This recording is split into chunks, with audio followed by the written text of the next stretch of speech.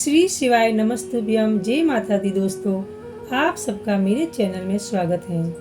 पूज्य पंडित प्रदीप मिश्रा जी ने अपनी एक कथा में रुद्राक्ष पहनने के 7 नियम के बारे में बताया है।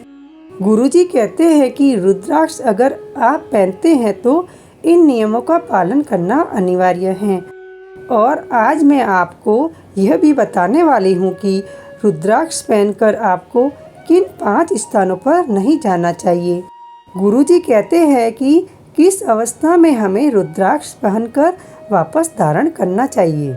सर्वप्रथम यदि किसी की मृत्यु हो गई हो तो हमें उस स्थान पर रुद्राक्ष पहनकर कभी नहीं जाना चाहिए, क्योंकि वहाँ पर रुद्राक्ष अशुद्ध हो जाता है। दूसरा स्थान जहाँ पर बच्चे का जन्म हुआ हो वहाँ पर रुद्राक्ष पहनकर कभी नहीं जाना चाहिए, इससे भी रुद्राक्ष अशुद्ध हो जाता है।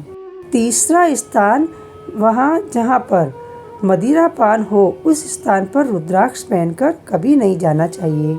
चौथा स्थान वहाँ जहाँ पर आपको ज्ञात नहीं है वहाँ पर भी रुद्राक्ष पहनकर नहीं जाना चाहिए। और जहाँ पर जीवों की हत्या हुई है ऐसे स्थान पर भी रुद्राक्ष पहनकर कभी नहीं जाना चाहिए। पांचवी और सबसे महत्वपूर्ण बात, जहाँ पर आपके रुद्राक्ष का अपमान हो रहा है उस स्थान से आपको दूर हट जाना चाहिए। गुरुजी कहते हैं कि जैसे कि पत्नी अर्थात घर में किसी भी स्त्री का रजोधर्म के समय होता है और हमारे गले में रुद्राक्ष धारण किया हुआ होता है, तो क्या इससे रुद्राक्ष अशुद्ध हो जाता है?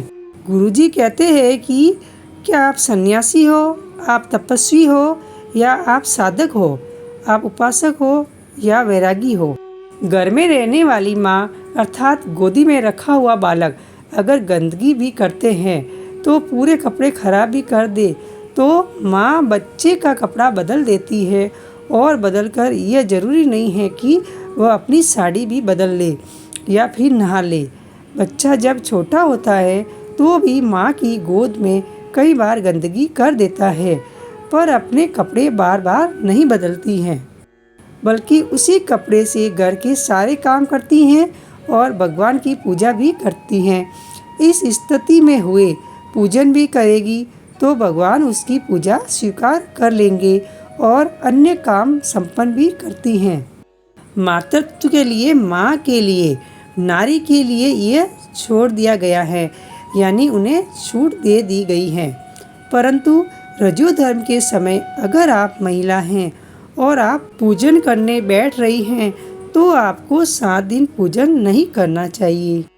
यदि तुलसी की माला पहने हुए आपके प्राण चले गए तो आप वैकुंठ धाम चले गए, और गले में रुद्राक्ष की माला पहने हुए अगर आपके प्राण चले जाते हैं तो आप कैलाश धाम चले जाते हैं। पूज्य पंडित प्रदीप मिश्रा जी कहते हैं कि यदि कोई कैंसर का मरीज है और फर्स्ट स्टेज का भी कैंसर हो तो उन्हें यह रुद्राक्ष का उपाय जरूर करना चाहिए। अगर छोटे रुद्राक्ष मिलते हैं 3 मुखी से लेकर 5 मुखी तक, 7 मुखी भी चलेगा, 9 मुखी, 11 मुखी, अगर आपको इससे छोटा रुद्राक्ष मिल जाते हैं उसकी माला बनाकर अगर पानी में डाल दी जाए, उसी पानी को कैंसर के मरीज को सुबह, दोपहर, शाम श्री शिवाय नमस्तुभ्यम के मंत्र के साथ मिलाया जाए, कैंसर जैसी बीमारी से लड़ने की हिम्मत उस व्यक्ति में आ जाती है। और यदि कैंसर का मरीज अगर स्त्री है तो वह उल्टे हाथ में रुद्राक्ष की माला को लपेट सकती हैं। यह सब करने से कैंसर का जो भी मरीज होता है उसे बल मिलता है और शक्ति मिलती है, उस व्यक्ति को बीमारी से लड़ने की और पुनः पहले जैसा जीवन यापन करने की क्षमता मिलती है। पंडित प्रदीप मिश्रा जी कहते हैं कि रुद्राक्ष को सिद्ध करने के लिए शिव पुराण में केवल एक ही उपाय लिखा है। पंडित मिश्रा जी कहते हैं कि रुद्राक्ष को सिद्ध करने के लिए 108 बेल पत्र पर भगवान शिव का नाम लिखकर लाल चंदन चढ़ाकर समर्पित कर दो और रुद्राक्ष समर्पित कर दो। गुरुजी कहते हैं कि रुद्राक्ष को निकालो, भगवान के शिव के चरणों में रखो, अभिषेक करो और फिर उसे धारण कर लो। ऐसा करने से रुद्राक्ष सिद्ध हो जाता है।